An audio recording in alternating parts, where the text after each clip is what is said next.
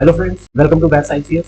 Friends, budget आ चुका है और इस वीडियो सेशन में हम उसी बजट पर डिस्कशन करेंगे। आपके साथ जानने की कोशिश करेंगे कि इस बार के बजट में क्या है खास, भारत की जनता ने क्या पाया क्या खोया, गवर्नमेंट ऑफ इंडिया ने किसको खुश किया और किसको नाराज किया। और ये जो बजट है या इकोनॉमिक सर्वे जो डॉक्यूमेंट होता है, ये आपके एग्जाम के लिए, स्पेशली यूपीएससी के लिए बहुत इंपॉर्टेंट डॉक्यूमेंट होता है। तो इस वीडियो लेक्चर में हम लोगों को बहुत कुछ जानने को मिलेगा, स्पेशली इस बार के बजट के बारे में। तो चलिए फिर शुरू करते हैं, बजट की शुरुआत करते हैं। देखते हैं इस बार के बजट में निर्मला सीतारमण जी ने किसको क्या दिया है, उन्होंने अपनी टोकरी से, पिटारे से क्या निकाला और किसको क्या क्या बांटा है। तो ये कुछ इंपॉर्टेंट रिएक्शंस आए हैं बजट को लेकर के इस बार के। एक बार जरा पॉलिटिकल कमेंट्स है, इसको एक बार जरा समझने की कोशिश करते हैं, किसने तारीफ की और किसने उसको क्रिटिसाइज किया। ऑब्वियसली बात है, गवर्नमेंट है तो वो अपने बजट की तारीफ ही करेगी और विपक्ष है तो वो बजट की बुराई करेगा, उसको क्रिटिसाइज करेगा। तो हमारे प्रधानमंत्री जी का कहना है कि the budget of this year infuses a new energy to India's development trajectory.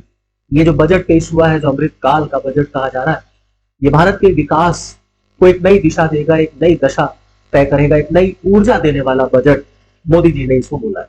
वहीं दूसरी तरफ राहुल गांधी ने इस बजट को मित्र काल का बजट कहा। ये जो बजट है ये अमृत काल का बजट नहीं है, ये गवर्नमेंट के मित्रों का बजट है। इट इज द गवर्नमेंट्स मित्र काल budget. It proves that it has no road map to build India's future, says Rahul Gandhi. वहीं दूसरी तरफ आम आदमी पार्टी ने भी बजट पर क्रिटिसाइज करते हुए बोला कि इट इज अमृत काल for PM Modi, not for common people. आम जनता के लिए तो अमृत काल नहीं है, हाँ पीएम मोदी जी के लिए जरूर अमृत काल। ये कुछ इंपॉर्टेंट रिएक्शंस हमने देखे जो इस बार के बजट पर है। अब बजट एक्चुअली में क्या होता है, पहले हम लोग इसको थोड़ा सा एनालाइज करने की कोशिश करते हैं कि एक्चुअली व्हाट इज बजट। तो बजट बेसिकली एक गवर्नमेंट ऑफ इंडिया का ऑफिशियल डॉक्यूमेंट होता है। ये it is also known as annual financial statement. तो budget and economic survey both are basically the official document of the government of India and the budget is presented in the parliament by the finance minister, also known as annual financial statement under the article 112।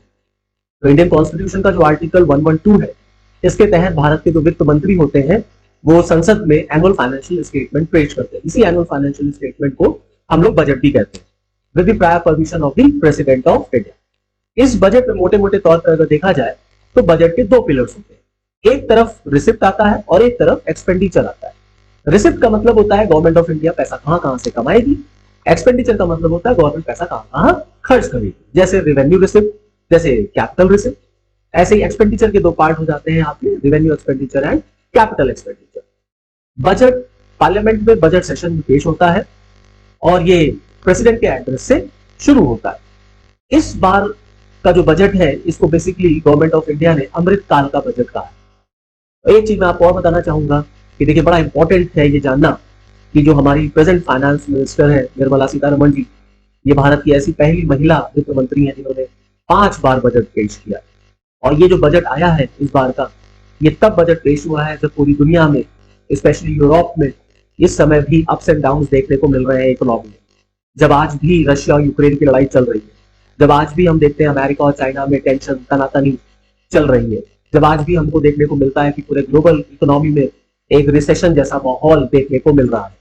तो इतने इस uncertainty के दौर में government of India ने इस बार का budget पेश किया है, जिसको उन्होंने कहा है that it is the vision for the Amrit Kaal, क्योंकि हम अमृत काल, अपने आजादी का अमृत काल सेलिब्रेट कर रहे हैं।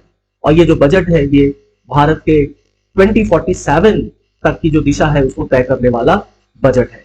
इसीलिए गवर्नमेंट ऑफ इंडिया इसको विजन फॉर अमृत काल कह रही कि ना सिर्फ $5 ट्रिलियन इकोनॉमी बल्कि $10 ट्रिलियन इकोनॉमी का जो टारगेट हमने सेट कर रखा है 2047 के लिए, उसको अचीव करने में ये रोड मैप तैयार करेगा। इस बार के बजट में 3 इंपॉर्टेंट की पॉइंट्स हैं। कौन कौन से इंपॉर्टेंट की पॉइंट्स हैं? Number 1 is the opportunities for the citizens which focus on youth, युवा शक्ति। किसी भी देश के लिए युवा जो होती है या यूथ जो पॉपुलेशन है वो उस देश का एक एसेट होता है। और अगर उस यूथ को हम सही डायरेक्शन दे देते हैं, सही गाइडेंस प्रोवाइड कर दे, उसको एम्प्लॉयमेंट प्रोवाइड कर दे या उसका सेल्फ एम्प्लॉयमेंट जो है शुरू हो जाए, तो ऑब्वियसली बात है वो यूथ जो है वो किसी भी राष्ट्र के लिए उसकी धरोहर है, उसका एक पॉजिटिव पॉइंट है, उसकी एक एनर्जी है। इस बार का बजट भी कहता है कि स्पेशली यूथ पर हम विशेष ध्यान देंगे और उनको हम अपॉर्चुनिटीज प्रोवाइड करेंगे, स्पेशली कोविड के बाद में, जो पोस्ट कोविड की इकोनॉमी में जो रिपरकशंस या जो कॉन्सिक्वेंसेस देखने को मिले, जहां हमने देखा कि ना सिर्फ भारत में बल्कि पूरी दुनिया में जॉबलेसनेस बढ़ी है, लोगों की नौकरियां गई हैं, लोगों के जो बिजनेसेस हैं वो शटडाउन हो गए। तो ऐसे दौर में ये जो बजट है, ये उम्मीदों भरा बजट गवर्नमेंट लेकर के आई है, जिसमें गवर्नमेंट का कहना है कि हमने युवाओं पर सबसे ज्यादा ध्यान दिया है। दूसरा, growth and job creation. This is again the important pillar of this year's budget, that this budget talks about the growth and talks about the job creation. इसके दौर में इस इकोनॉमिकल फेज में जॉब क्रिएशन बहुत important है, जहां हम देख रहे हैं कि कॉन्टिन्यूअसली गवर्नमेंट के ऊपर अपोजिशन पार्टीज जॉब क्रिएशन को लेकर के, इन्फ्लेशन को लेकर के अटैक कर रही है। तो गवर्नमेंट के लिए बड़ा इंपॉर्टेंट था कि गवर्नमेंट इस बार के बजट में ग्रोथ की बात करे, जॉब को क्रिएट करने की बात करें। क्यों? क्योंकि 2024 में 2024 में आपके देश में लोकसभा के इलेक्शंस भी हैं। तो ऑब्वियसली बात है, जब इलेक्शन सर पे हो और उससे पहले का अगर बजट आए तो वो बजट जो होता है वो कुछ इस तरीके का अपीलिंग बजट होता है, जिससे जो पब्लिक है उसका वोट जो है वो कन्वर्ट हो सके in favour of the government. तो इस बार के बजट में ग्रोथ और जॉब क्रिएशन पर भी ध्यान देने के लिए कहा गया है। And the third and the most important pillar of this years budget is that is strong and stable macro economic environment. Strong and stable macro economic environment की बात की गई है कि कैसे अपने देश में इन्फ्लेशन है, अनएम्प्लॉयमेंट है, इन सब चीजों को हम देखें, इन्फ्लेशन को कम करें, अनएम्प्लॉयमेंट को जो है हम कम करें। ये सारी चीजें इस बजट में हमें देखने को मिली है।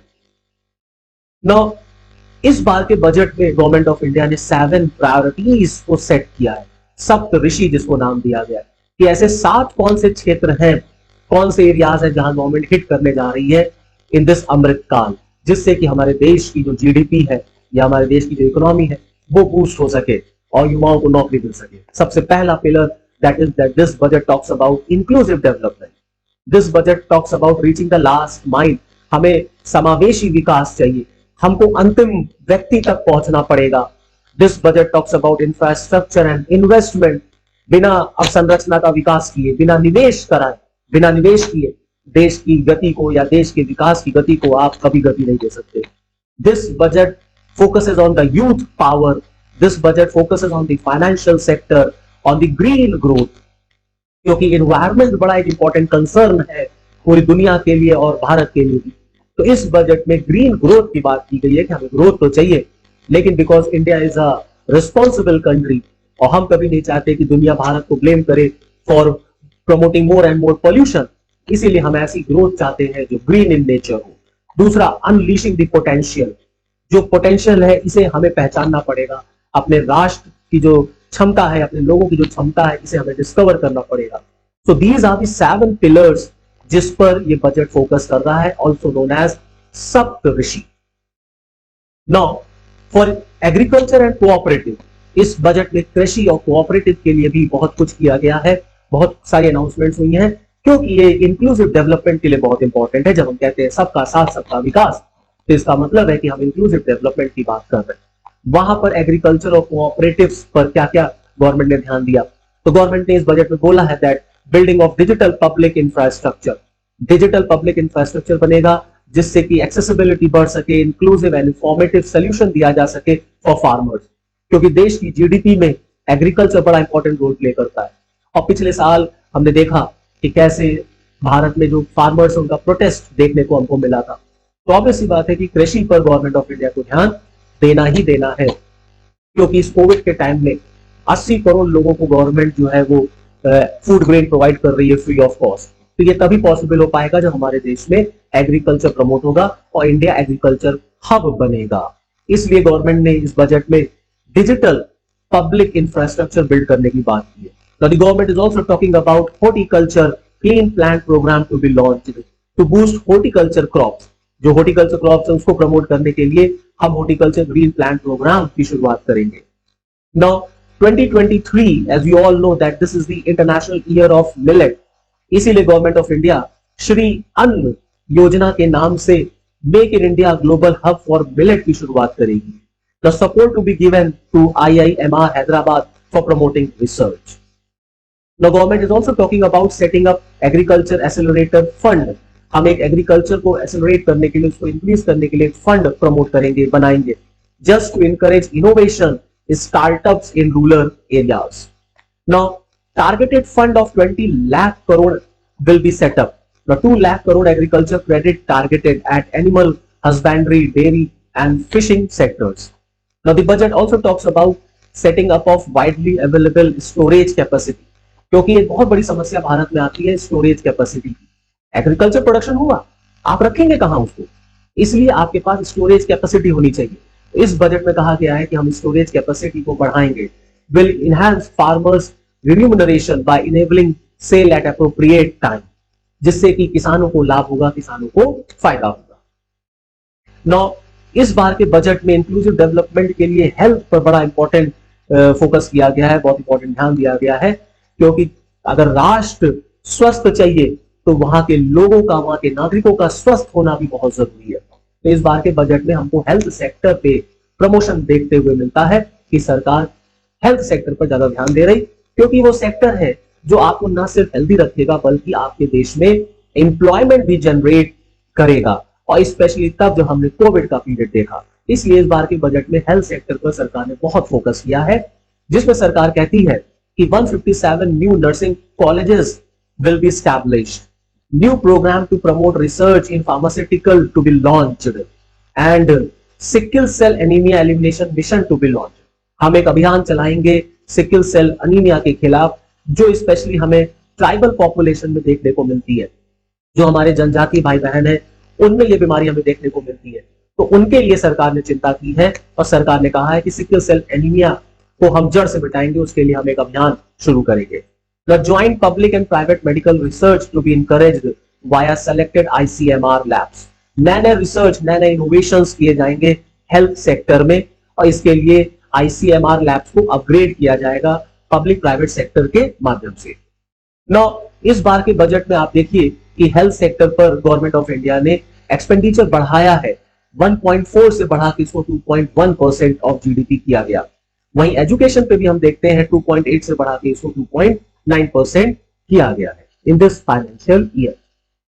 Now to promote education and skill, इस बजट में शिक्षा और स्किल प्रमोशन के लिए भी विशेष प्रावधान किए गए हैं। जब बजट कहता है to revamp teachers training via district institute of education and training, national digital library बनाई जाएगी। ये सबसे इंपॉर्टेंट पॉइंट है कि भारत सरकार ने बच्चों के लिए, युवाओं के लिए ये घोषणा की है कि हम नेशनल डिजिटल लाइब्रेरी बनाएंगे, जहां युवा और बच्चे जो है, यूथ हमारा जो है वो उससे जुड़ेगा। Now states will be encouraged to set up physical libraries at panchayat and ward level.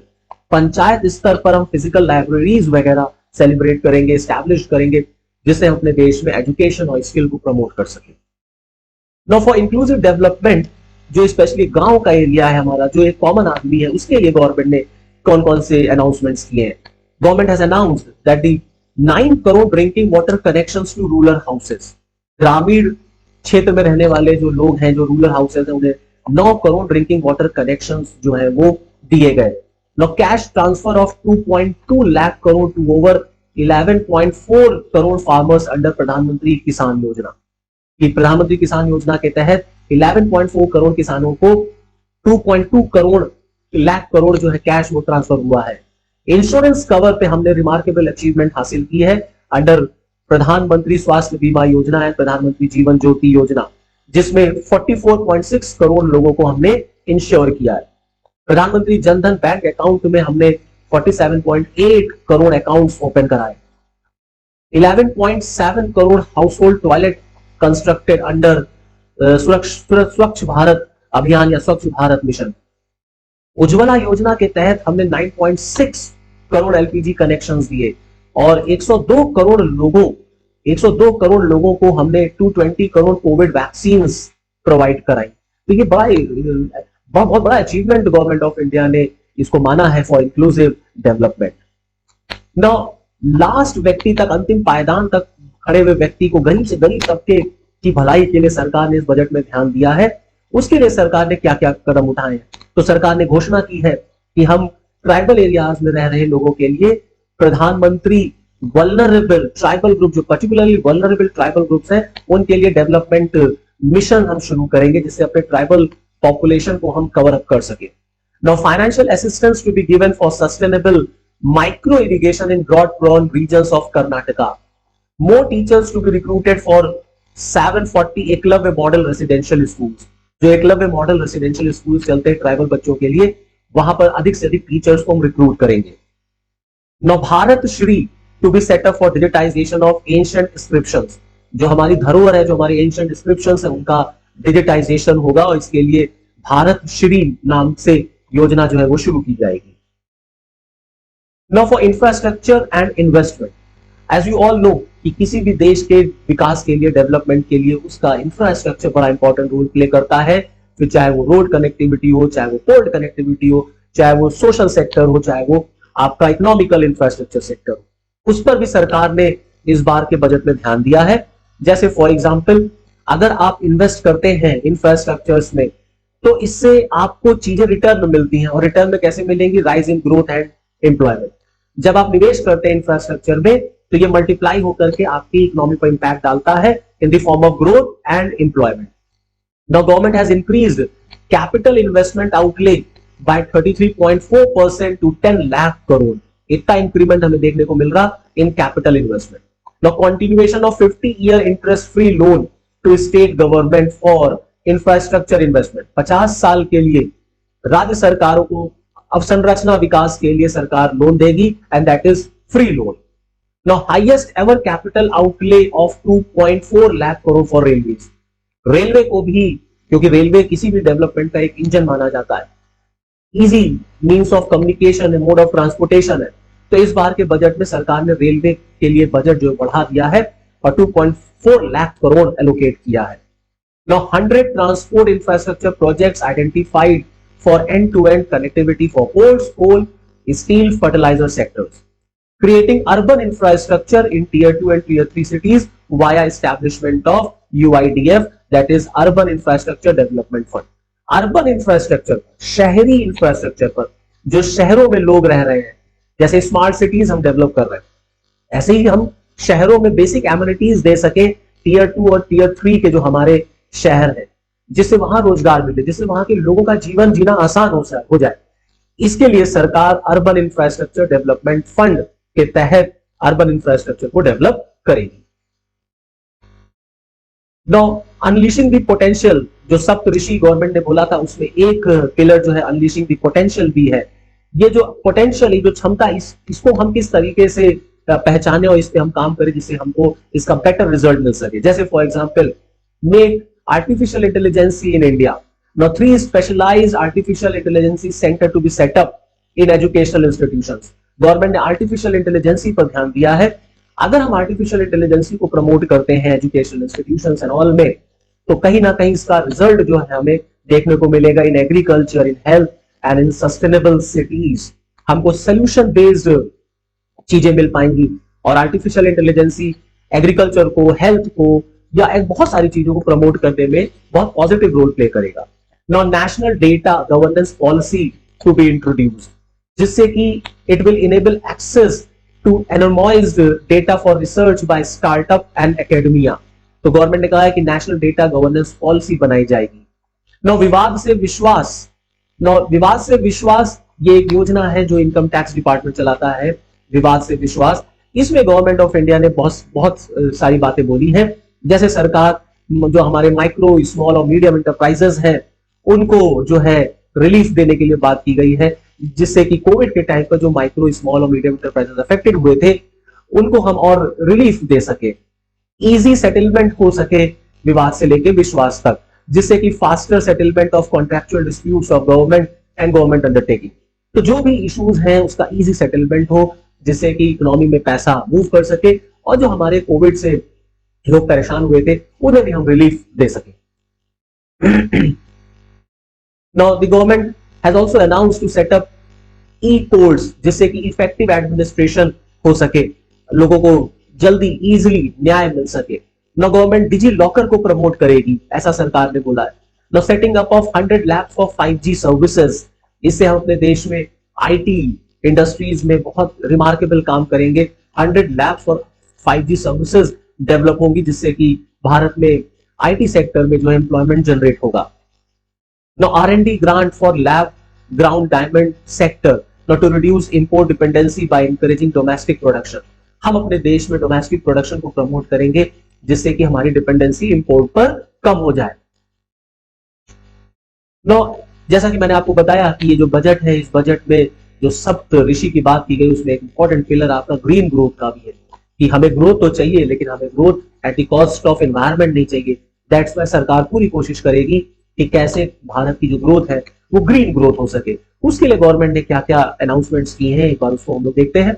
जैसे for example, Pradhan Mantri Pranam to be launched. It will incentivize states and UTs to promote usage of alternative fertilizers.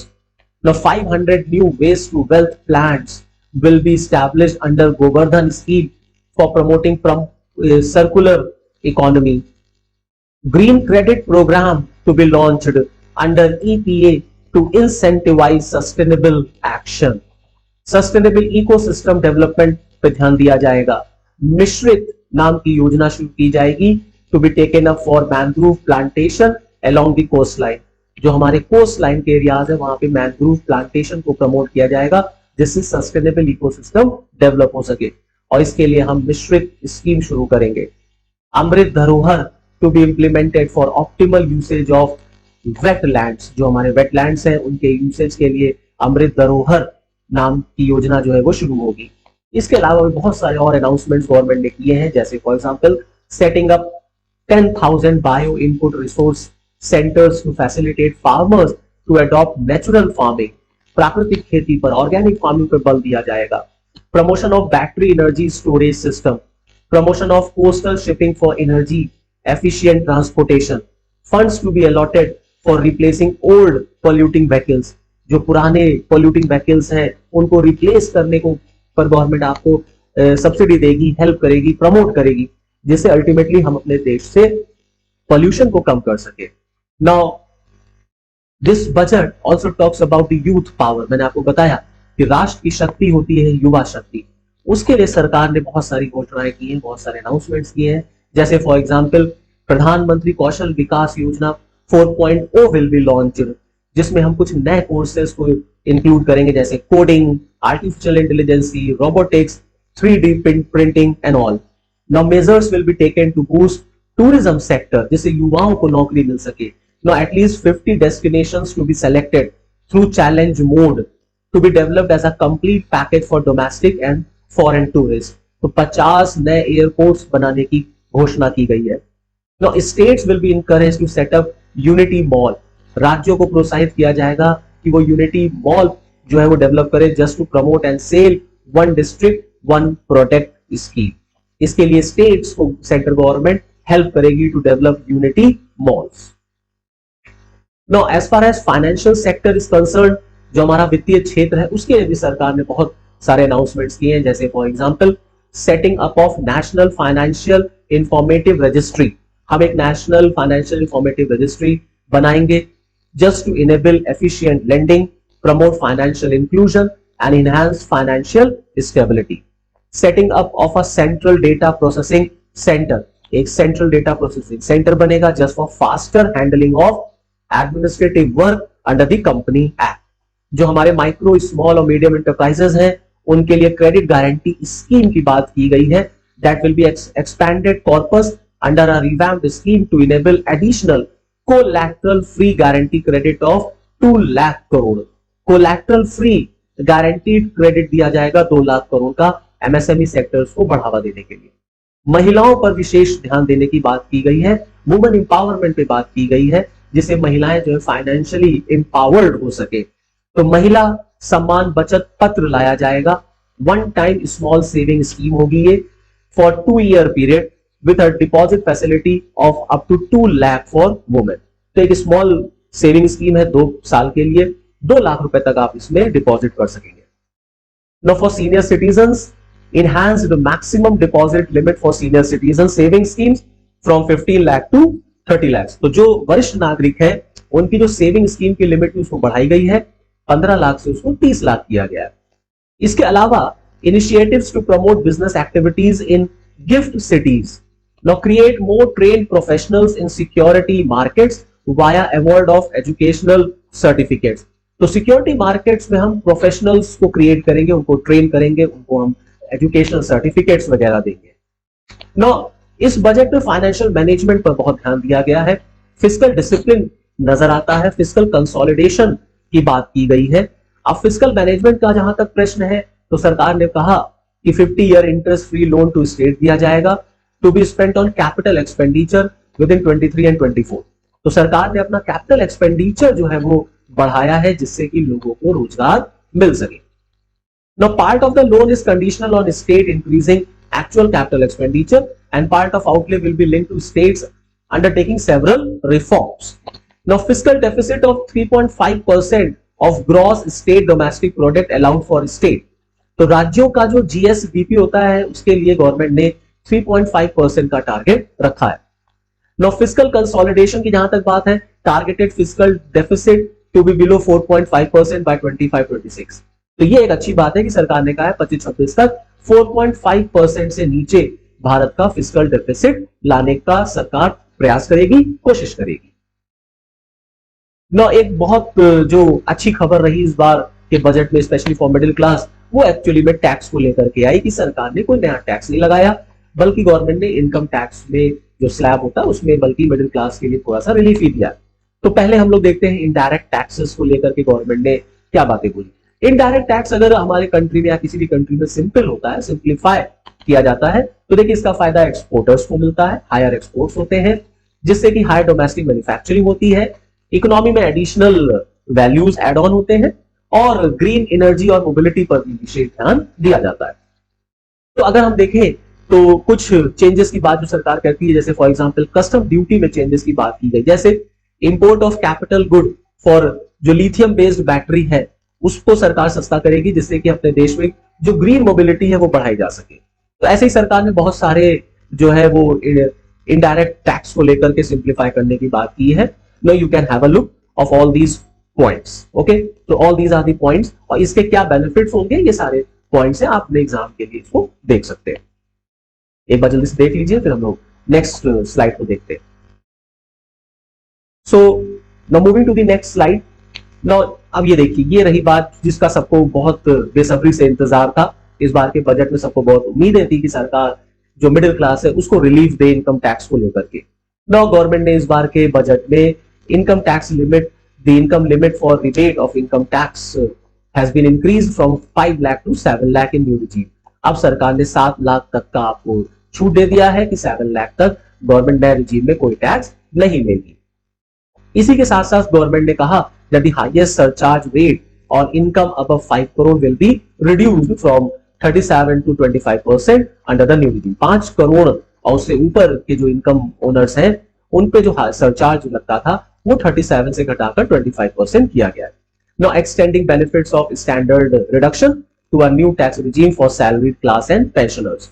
इसको salaried class और pensioners तक के लिए extend कर दिया गया। Income increasing tax exemption limit to 25 lakh on leave encashment on retirement for non-government salaried employees। तो कुल मिलाकर के जो मिडिल क्लास आदमी है जो पर मंथ पैसा कमा रहा है उसके लिए खुशी की बात है कि उसके जेब में पैसा ज्यादा आएगा, वो सेविंग ज्यादा कर पाएगा। अब आपके पास पैसा ज्यादा बचेगा, आपके हाथ में पैसा ज्यादा रहेगा, तो अब इसी बात है कि आपकी परचेजिंग पावर बढ़ जाएगी। तो परचेजिंग पावर बढ़ेगी तो अब इसी बात है इसका इंपैक्ट मार्केट पर पड़ेगा, क्योंकि आप परचेजिंग करेंगे। परचेजिंग करने से ऑब्वियसली बात है मार्केट में चीजों की डिमांड बढ़ती है, चीजों की डिमांड बढ़ने से जॉब क्रिएशन जो होता है वो ज्यादा होता है। तो कहीं ना कहीं गवर्नमेंट इस माध्यम से भी जॉब क्रिएशन पर ध्यान देना चाहती है। Now for MSME sectors, for cooperatives, for startups, government ने और बहुत सारे अनाउंसमेंट्स किए, जैसे for example enhanced limit for micro enterprises and professionals to avail benefit of presumptive taxation, 95% of receipt to be non-cash. Deduction on payment made to MSME to be allowed only when payment is actually made.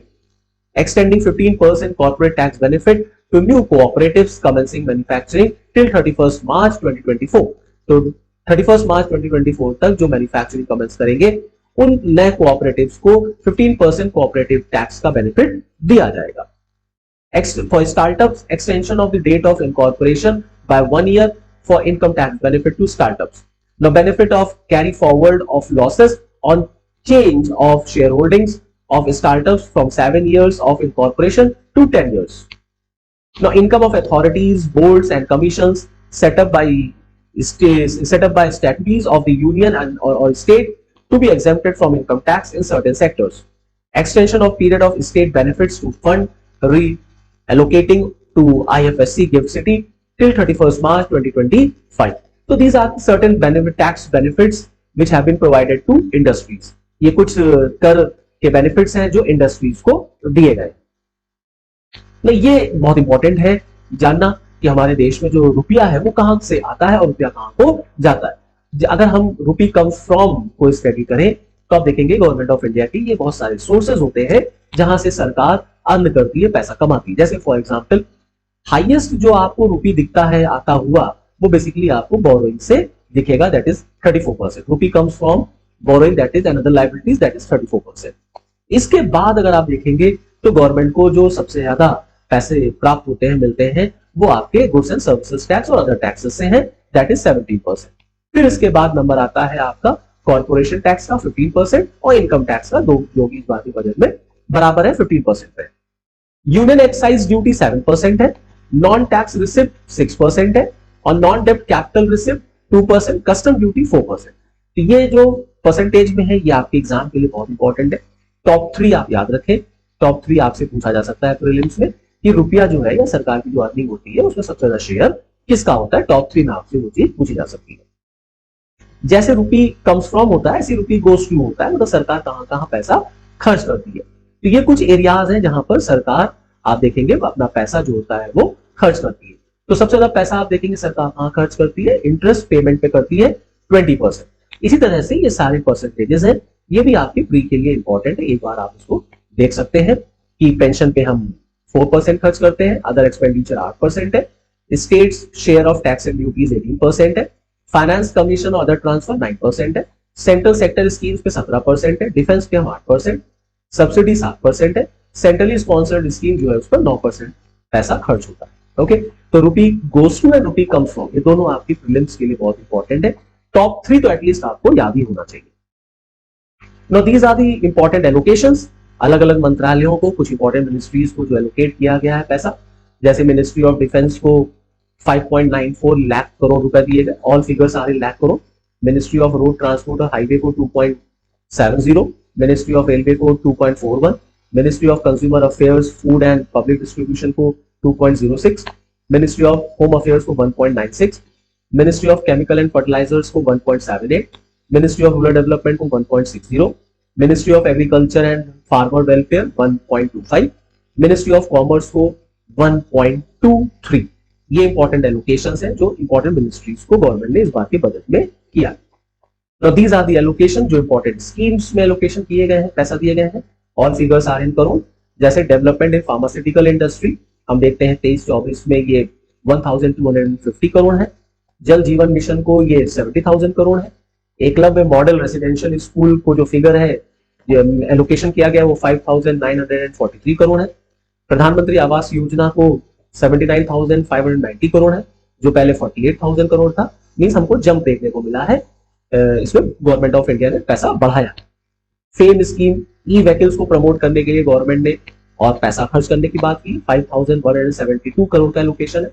North east states के development के लिए जो हमारा north east special infrastructure development scheme चलती है उसमें भी सरकार ने पैसा बढ़ाया है, जो कि 2,491 करोड़ है। लास्ट टाइम ये 1,419 करोड़ था, इसमें भी हमको जंप देखने को मिला है इस बार के बजट में। Now this is the receipt and expenditure कि कितना रिसिप्ट रहा, कितना एक्सपेंडिचर रहा। अगर हम फाइनेंशियल ईयर 24 की बात करें तो रिवेन्यू रिसिप्ट जो है वो 26.3 लाख करोड़ का रहा। कैपिटल रिसिप्ट की आप बात करेंगे तो 18.7 लाख करोड़ रहा। अगर हम एक्सपेंडिचर की बात करते हैं तो रिवेन्यू एक्सपेंडिचर हमारा 35 लाख करोड़ रहा और इफेक्टिव कैपिटल एक्सपेंडिचर की अगर हम बात करेंगे तो 13.7 लाख करोड़ रुपए रहा। So these are the figures related to receipt and expenditure. Okay, so all these points were from this year budget. I hope आपको समझ में आया होगा। This is all from this video. Okay, thank you and all the best.